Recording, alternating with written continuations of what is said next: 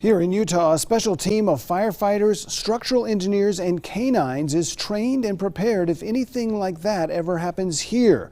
They're the Unified Fire Authority's Task Force 1, specialists in urban search and rescue operations like the one unfolding right now in Florida.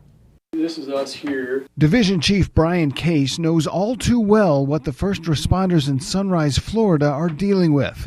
He was deployed with Task Force 1 to search the rubble of the World Trade Center following the 9/11 attacks. We were looking for, and in some cases finding, body parts. There was no flat ground.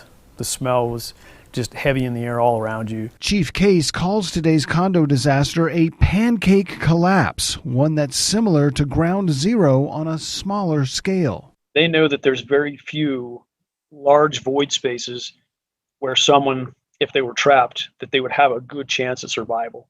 A pancake collapse really sort of indicates to us that there's not really too many survivable spaces. If there are survivors, in the first few days, that's when you're going to send in the canines that are amazingly trained and amazingly efficient tools to tell us if there is a viable victim somewhere in that rubble.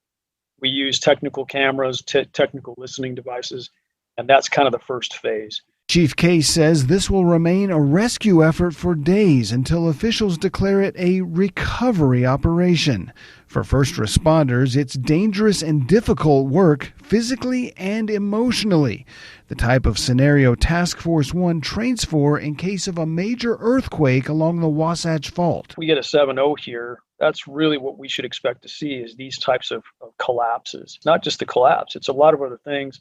It's the natural gas, it's water filling up in a basement where people might be trapped. And nobody thinks of a drowning in a structure collapse scenario, but those are all these threats that we need to be aware of.